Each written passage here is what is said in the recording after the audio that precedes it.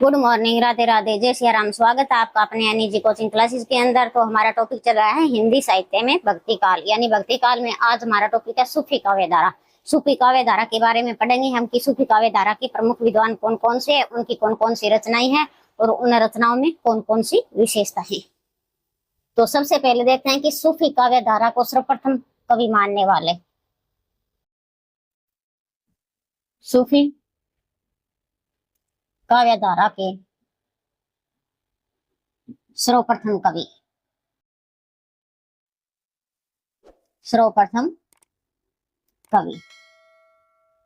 तो सूफी काव्य धारा के सर्वप्रथम कवि यानी आचार्य रामचंद्र शुक्ल के अनुसार पूछा जाता है।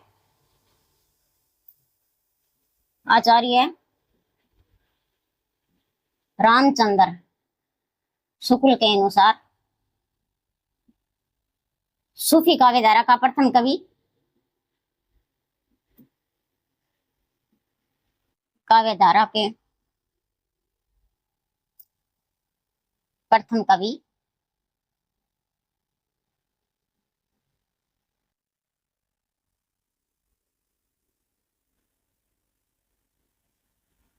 कुतुबन को माना है और इनकी रचना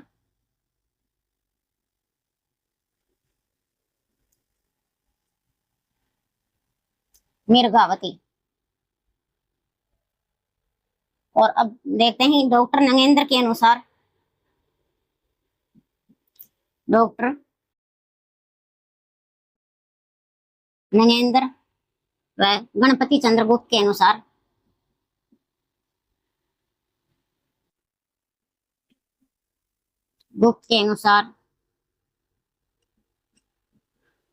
पूछा जाता है तो प्रथम कवि किसको माना है उन्होंने? साहित्य। और इसकी रचना है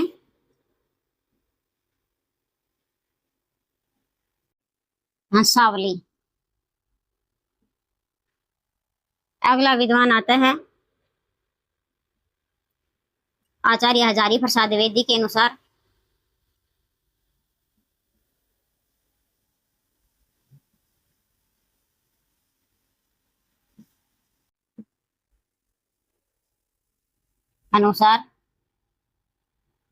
सूफी काव्य का प्रथम कवि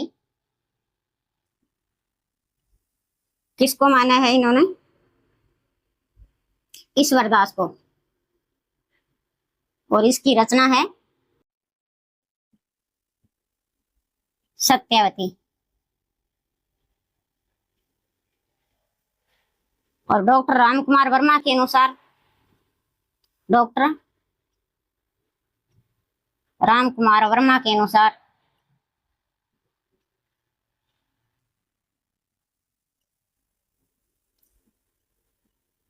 सूफी काव्य के प्रथम कवि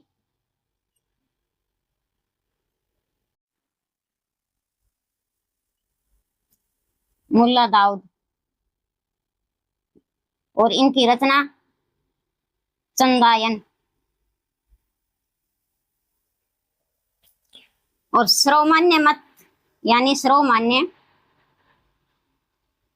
मतानुसार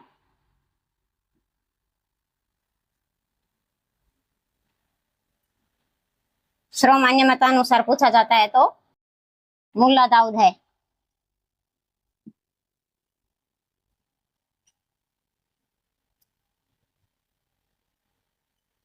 उनकी रचना चंदायन।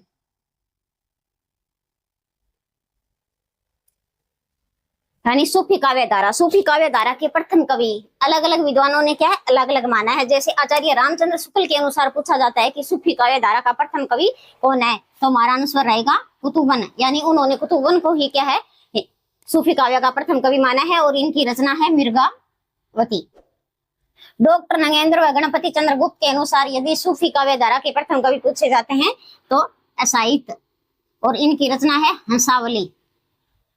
और आचार्य हजारी प्रसाद द्विवेदी के अनुसार यदि पूछा जाता है कि सूफी काव्य का प्रथम कवि कौन है तो उन्होंने ईश्वरदास को क्या है प्रथम कवि माना है और इसकी रचना है सत्यवती।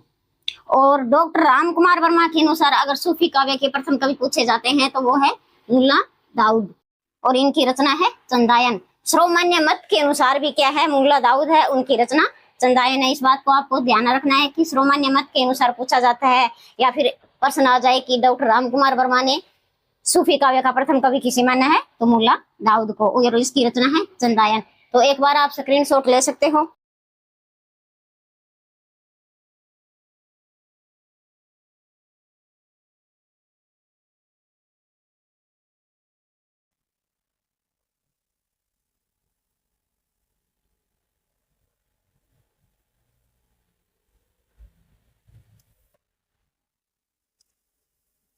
अब हम देखते हैं सूफी काव्य धारा के, सूफी काव्य धारा के प्रमुख संप्रदाय।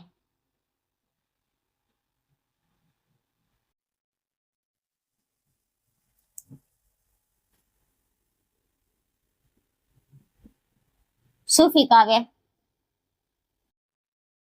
धारा के अनुसार भारत में सूफी मत का आगमन 12वीं शताब्दी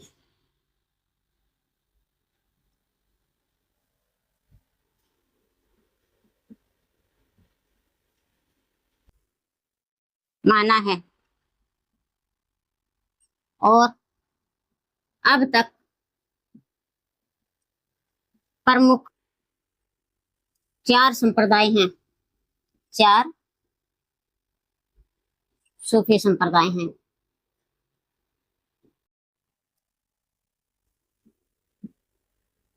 तो पहला सूफी संप्रदाय चिश्ती संप्रदाय। इसके संपादक कौन है? मोइनुद्दीन चिश्ती।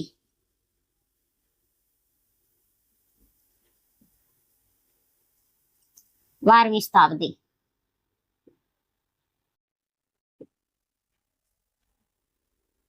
दूसरा है सोहरावर्दी संप्रदाय।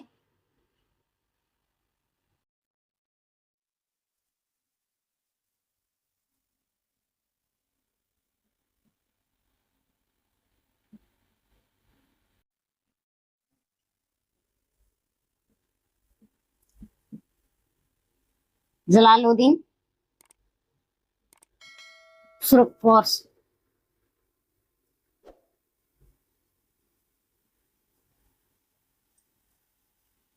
तेरहवीं शताब्दी।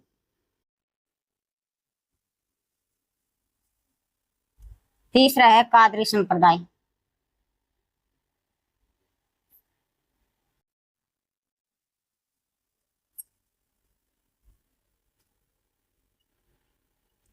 अब्दुल कादरी जिलानी। 15वीं शताब्दी।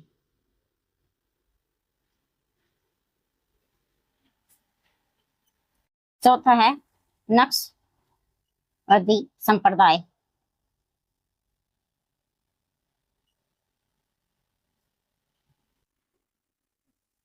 ख्वाजा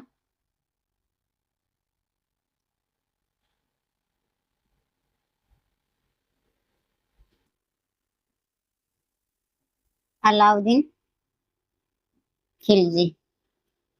16वीं शताब्दी।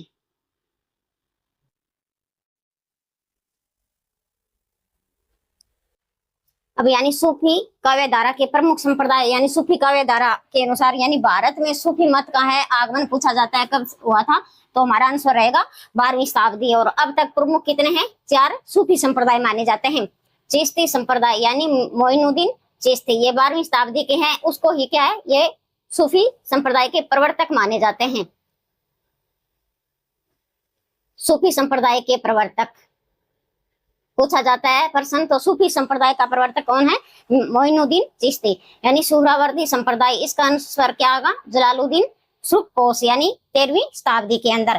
कादरी संप्रदाय यानी अब्दुल कादरी जिलानी 15वीं शताब्दी के। और नक्शबंदी संप्रदाय है ख्वाजा अलाउद्दीन खिलजी, ये कब है? 16वीं शताब्दी में। तो एक बार आप क्या है स्क्रीनशॉट ले सकते हो।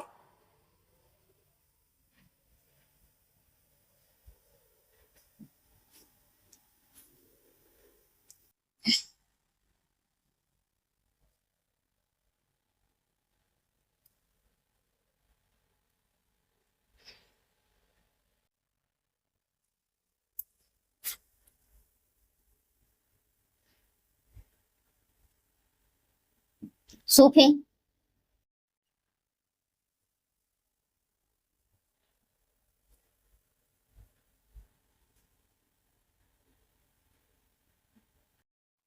सूफी काव्य धारा के सर्वप्रथम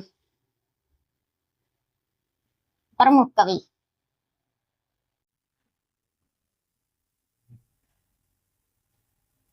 कौन है? प्रमुख कवि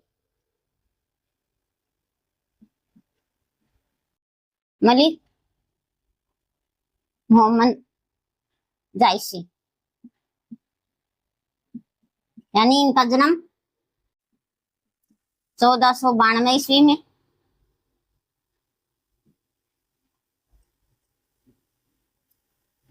मृत्यु 1542 ईस्वी,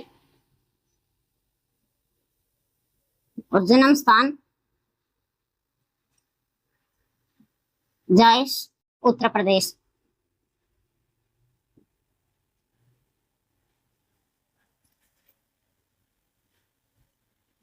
डॉक्टर नगेंद्र के अनुसार इनके गुरु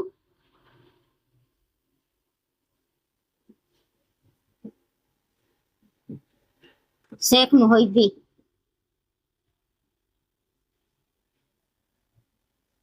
एनसीईआरटी के अनुसार और डॉक्टर राम कुमार वर्मा के अनुसार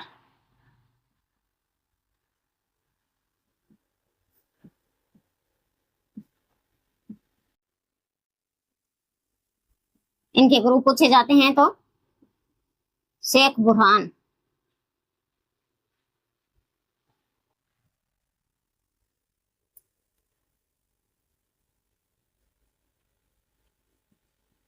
प्रसिद्ध रचना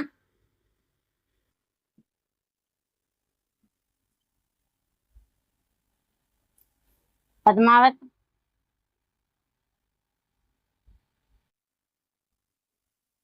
अखरावट,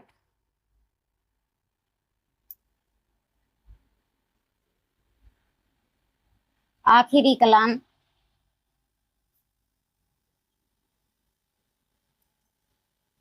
चित्रलेखा,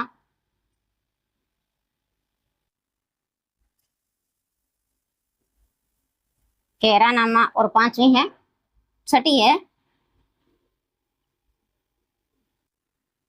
मसलानामा। ये इनकी 6 रचनाएं हैं। यानी सूफी काव्य धारा का सर्वप्रमुख कवि कौन सा है? मलिक मोहम्मद जायसी। इनका जन्म कब हुआ था? जन्म हुआ था 1492 ईस्वी में और मृत्यु 1542 ईस्वी में। जन्म स्थान जाइस कहाँ है? उत्तर प्रदेश के अंदर। डॉक्टर नगेंद्र के अनुसार अगर इनका गुरु पूछा जाता है तो शेख मोहिउद्दीन माना जाता है, और एनसीईआरटी या डॉक्टर राम कुमार वर्मा के अनुसार इनके गुरु हैं शेख बुरहान। तो इनकी प्रसिद्ध रचना है पद्मावत, यानी पद्मावत इनकी सर्वाधिक प्रसिद्ध रचना मानी जाती है। अखरावट, आखिरी कलाम, चित्रलेखा, केरानामा और मसलानामा, ये इनकी 6 प्रमुख रचनाएं हैं। एक बार आप क्या है स्क्रीनशॉट ले सकते हो।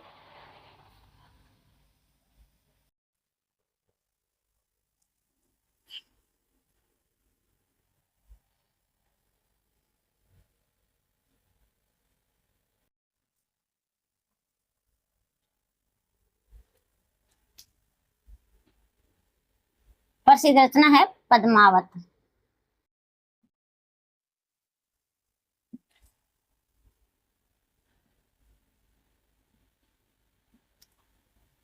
रचना काल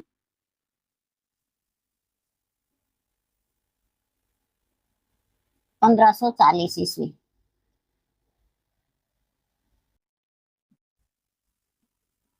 हिजरी संवत 747 ईस्वी। देखो यह जायसी की सर्वाधिक प्रसिद्ध रचना है, प्रसिद्ध रचना है। इस रचना का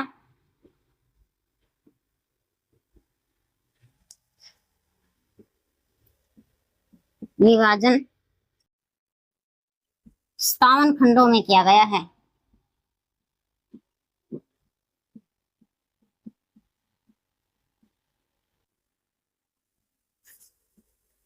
यह एक महाकाव्य है।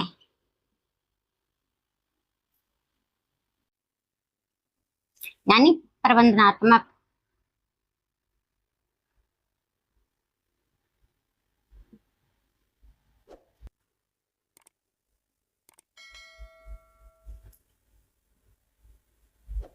आचार्य रामचंद्र शुक्ल के अनुसार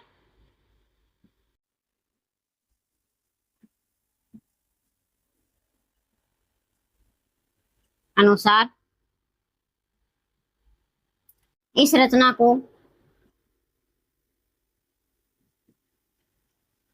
भक्ति काल का वेद व्यास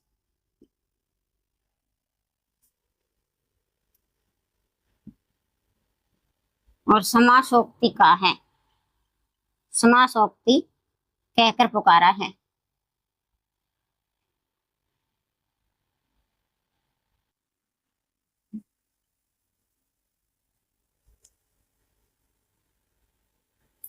आचार्य रामचंद्र शुक्ल के अनुसार हिंदी साहित्य का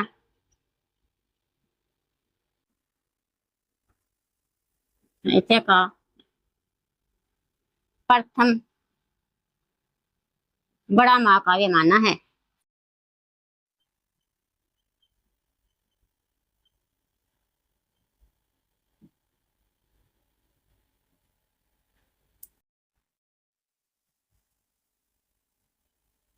इस रचना को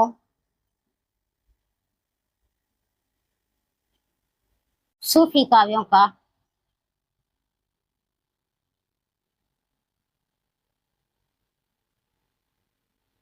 प्रौढ़तम काव्य माना है।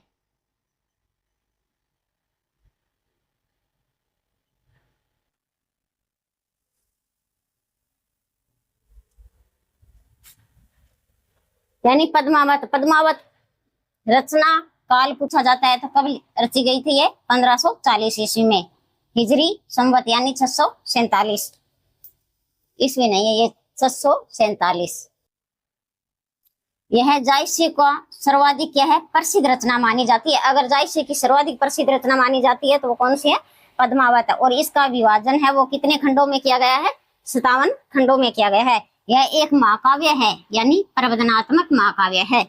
आचार्य रामचंद्र शुक्ल के अनुसार इस रचना को क्या कहा गया है कि भक्ति काल का यह वेद व्यास और समासोक्ति कहकर पुकारा है। आचार्य रामचंद्र शुक्ल के अनुसार हिंदी साहित्य का प्रथम बड़ा महाकाव्य माना है। किसको माना है?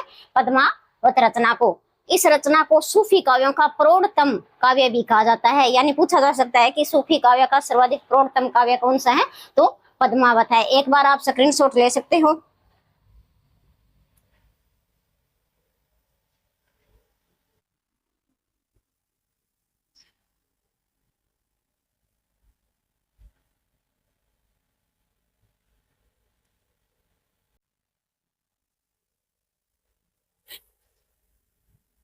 देखो इस रचना का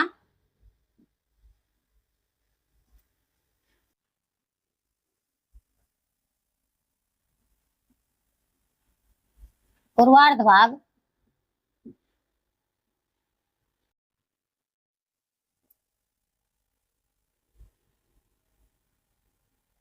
काल्पनिक है।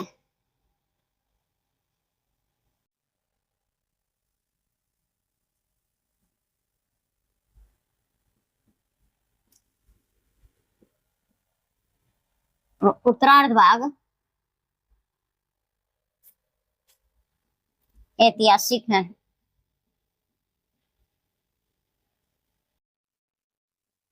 यानी पूर्वार्ध भाग में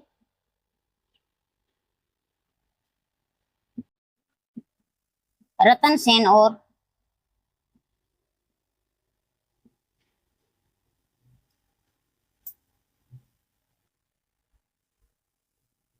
पद्मावती के विवाह का वर्णन है।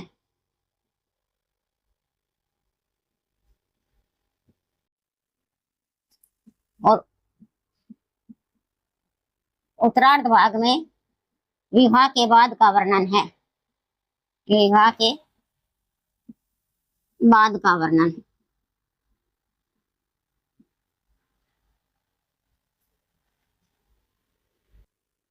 इस रचना में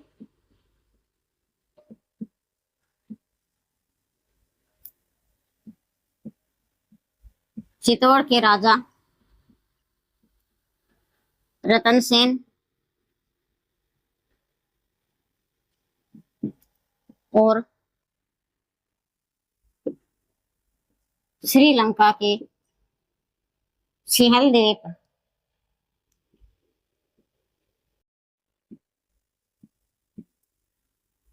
की राजकुमारी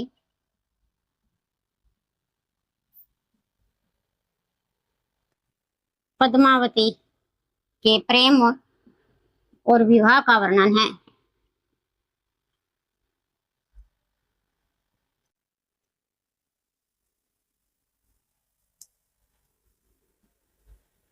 यह रचना प्रतीकात्मक रूप में वर्णन किया गया है।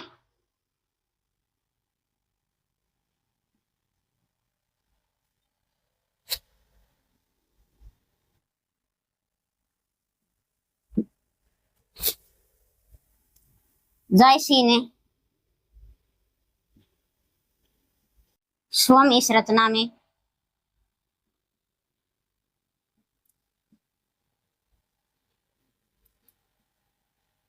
विभिन्न रूपों को प्रतीक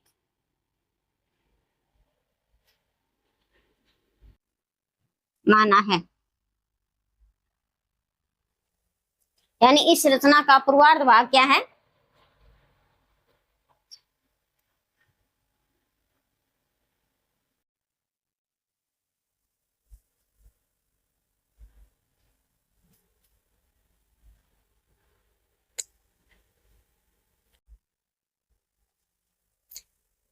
अगर इस रचना का पूर्वार्ध भाग पूछा जाता है तो पूर्वार्ध भाग है काल्पनिक, और उत्तरार्ध भाग पूछा जाता है तो वो क्या है? ऐतिहासिक है। पूर्वार्ध भाग में रतन सेन और पद्मावती के क्या है? विवाह का वर्णन किया गया है। पूर्वार्ध भाग में पूछा जाता है कि किसका वर्णन है, तो रतन सेन और पद्मावती के विवाह का वर्णन है। और उत्तरार्ध भाग में है वो विवाह के बाद का वर्णन मिलता है। और इस रचना में चित्तौड़ के राजा रतन सेन और श्रीलंका के यानी सिंहल द्वीप की राजकुमारी पद्मावती के प्रेम और विवाह का वर्णन किया गया है। किस रचना में किया गया है? पद्मावत में। और इस रचना का प्रतीकात्मक रूप में वर्णन किया गया है। प्रतीकात्मक वर्णन। जायसी ने स्वयं को क्या है? इस रचना में विभिन्न रूपों का प्रतीक माना है। तो एक बार आप स्क्रीनशॉट ले सकते हो।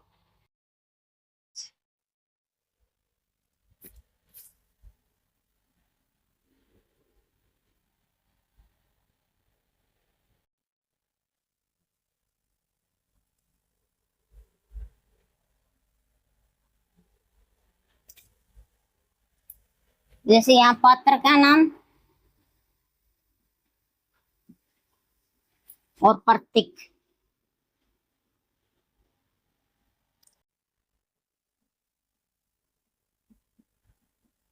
चित्तौड़ यानी चित्तौड़ किसका प्रतीक है?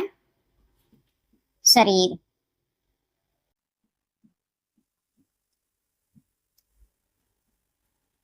सिंहल द्वीप हृदय का। राजा रतन सेन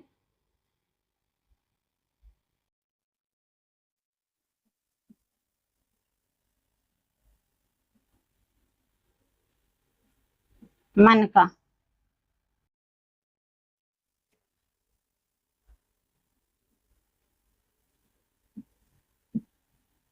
पद्मावती सात्विक बुद्धि,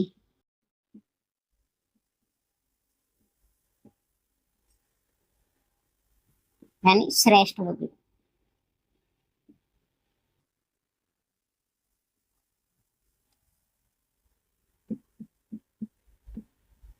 नागमती सांसारिक बुद्धि,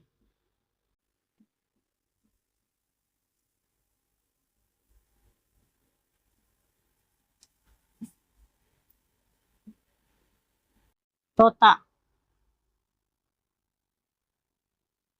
हीरामन,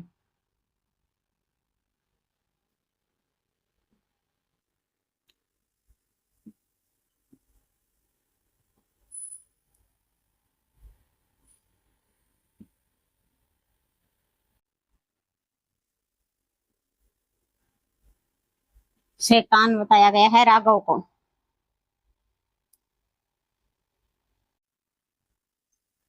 और अलाउद्दीन खिलजी को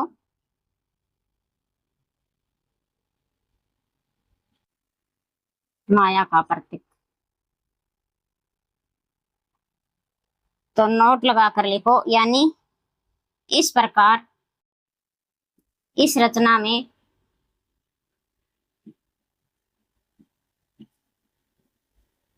प्रतीकों का प्रयोग किए जाने पर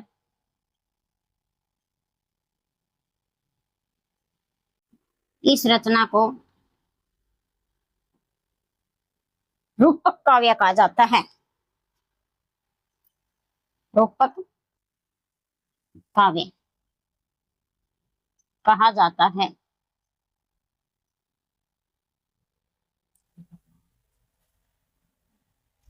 यानी पात्र का नाम और प्रतीक पूछा जाता है, यानी चित्तौड़, चित्तौड़ पूछा जाता है तो चित्तौड़ को क्या है, शरीर का प्रतीक माना है। सिंहल द्वीप यानी हृदय का। यहाँ से प्रश्न बनने की पूरी पूरी संभावना है, या तो पद्मावती के बारे में या फिर नागमती या राजा रतन सेन को किसका प्रतीक माना है। सिंहल द्वीप यानी हृदय को राजा रतन सेन मन का प्रतीक माना जाता है। पद्मावत यानी सात्विक बुद्धि, सेकंड ग्रेड में प्रश्न आया है, मोस्ट इंपोर्टेंट।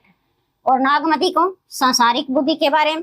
तोता हीरामन को क्या माना है, गुरु का प्रतीक माना है। और राघव को शैतान का, अलाउद्दीन खिलजी यानी माया का प्रतीक। तो इस प्रकार इस रचना में प्रतीकों का प्रयोग होने के कारण उसे क्या कहा जाता है, रूपक काव्य कहा जाता है। मोस्ट इंपोर्टेंट, रूपक काव्य कहा जाता है किसके कारण, प्रतीकों का प्रयोग होने के कारण। एक बार आप स्क्रीनशॉट ले सकते हो।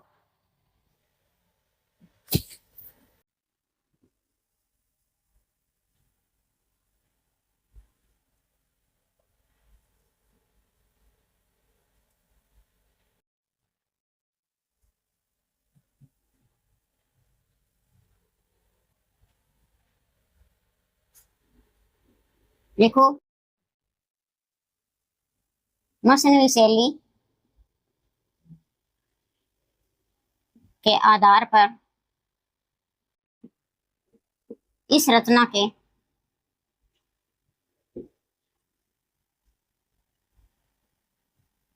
आरंभ में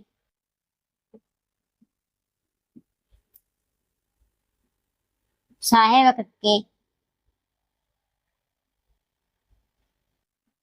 रूप में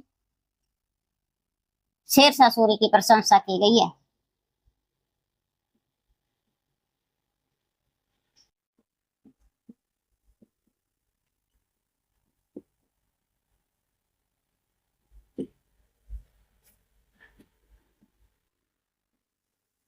इस प्रकार यह रचना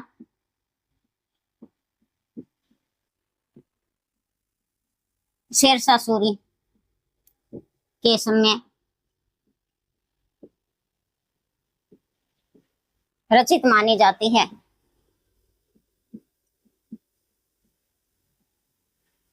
और इस रचना में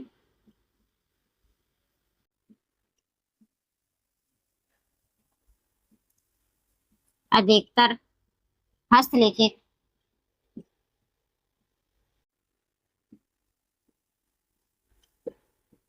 पांडुलिपियां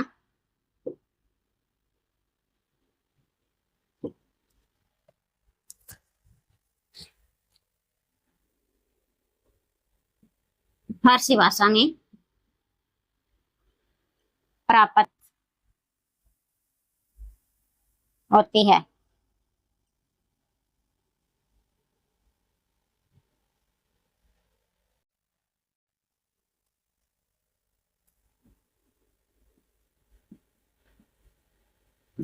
इस रचना में जायसी ने ईश्वर के लिए कर्तारु शब्द का प्रयोग किया है।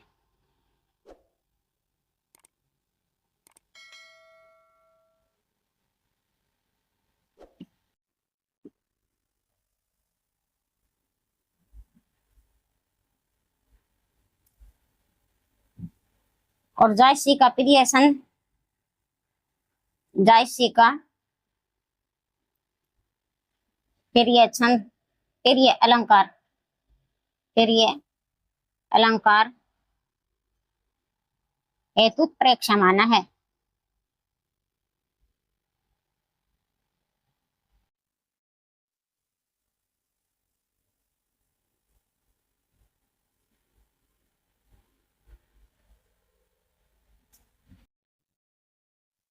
यानी मसनवी शैली के आधार पर इस रचना का आरंभ माना जाता है कि सहायक के रूप में, यानी किसकी प्रशंसा की गई है? शेरशाह सूरी की प्रशंसा की गई है।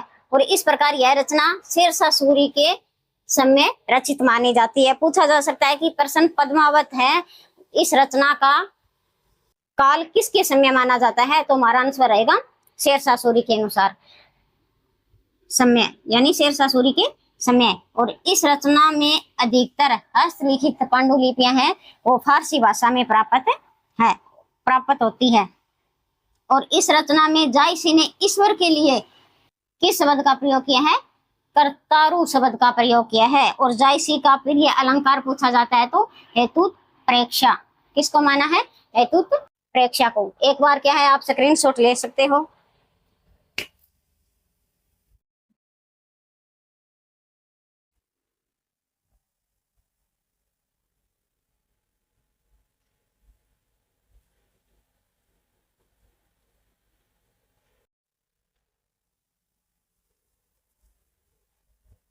अगली रचना आती है अखरावट।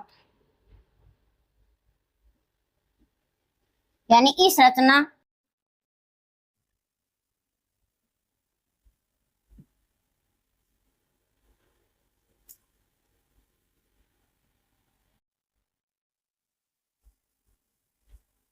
वर्णमाला के प्रत्येक अक्षर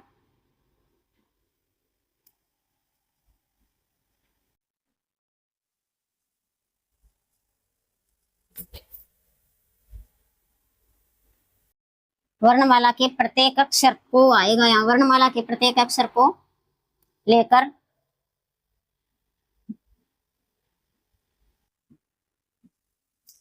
सूफी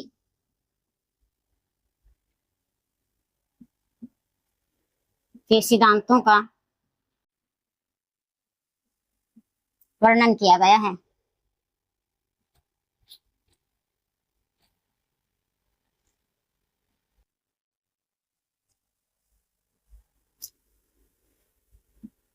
इस रचना में चौपाई छंद का प्रयोग हुआ है।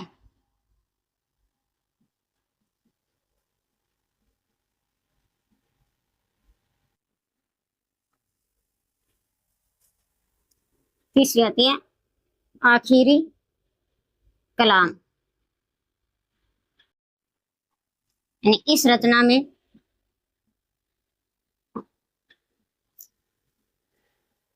रोज़े कयामत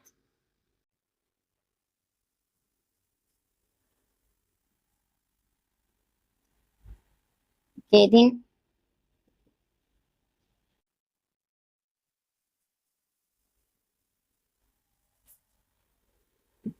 स्थिति का वर्णन किया गया है।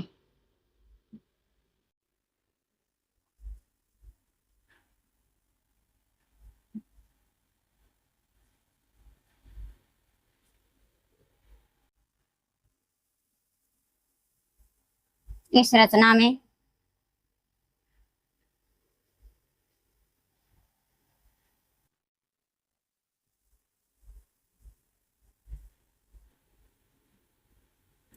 कुरान पर आधारित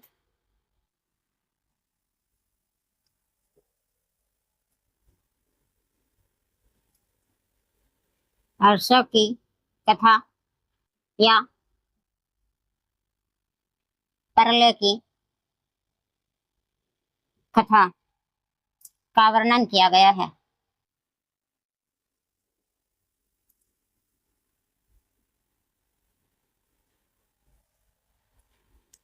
अगली रचना आती है चित्रलेखा।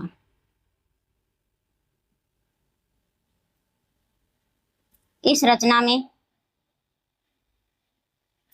कनौज के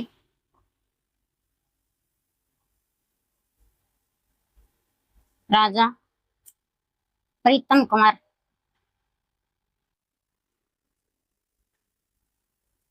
और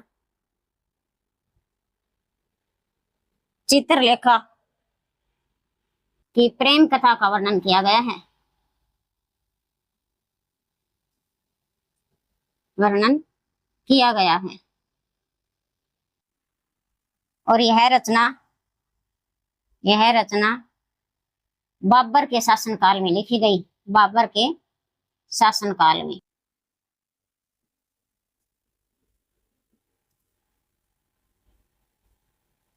लिखी गई।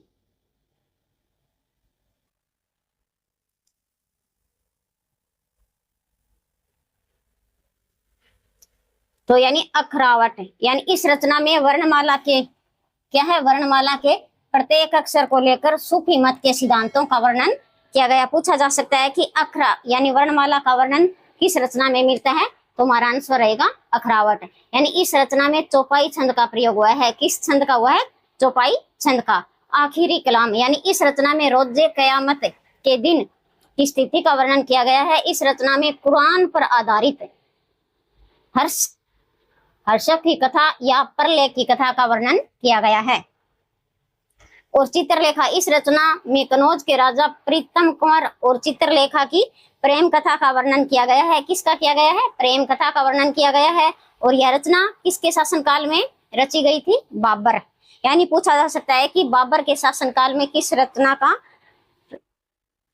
बाबर के शासनकाल में कौन सी रचना लिखी गई थी? तो चित्रलेखा। और पद्मावत किसके काल में लिखी गई है? शेरशाह सूरी के काल में। तो एक बार आप क्या है स्क्रीनशॉट ले सकते हो।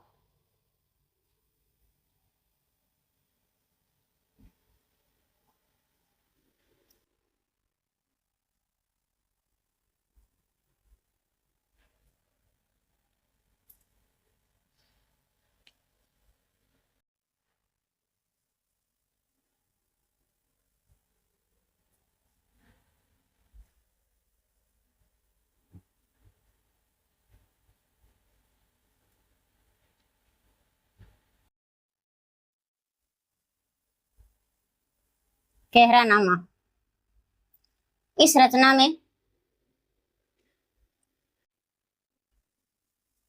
आत्मा और परमात्मा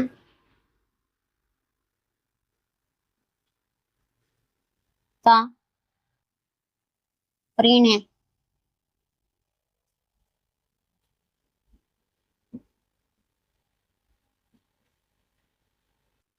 वर्णन किया गया है।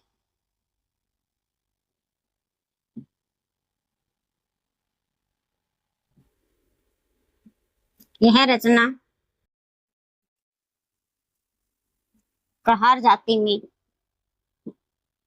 प्रचलित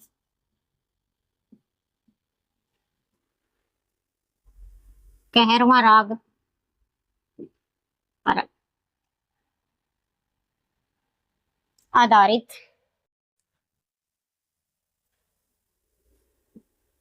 मानी जाती है।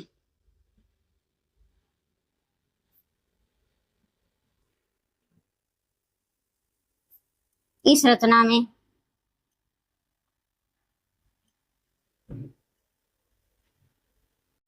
ईश्वर भक्ति और उसके प्राप्ति के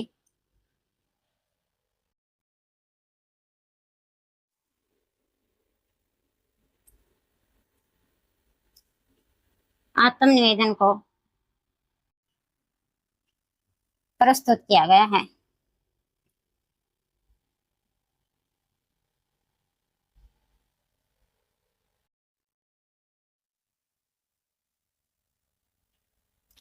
यानी कहरानामा। तो इस रचना में क्या है, आत्मा और परमात्मा, आत्मा और परमात्मा के प्रणय यानी विवाह का वर्णन किया गया है। और यह रचना कहारा जाति में प्रचलित कहरवा राग पर आधारित मानी जाती है।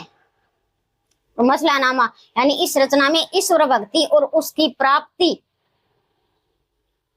के आत्मनिवेदन को क्या है, प्रस्तुत किया गया है। मसलानामा में इस रचना में ईश्वर भक्ति और उसकी प्राप्ति के आत्मनिवेदन को प्रस्तुत किया गया है। एक बार आप स्क्रीनशॉट ले सकते हो। तो आज की हमारी क्लास है यहीं तक, मिलते हैं नेक्स्ट वीडियो में, तब तक के लिए धन्यवाद। जय हिंद, वंदे मातरम।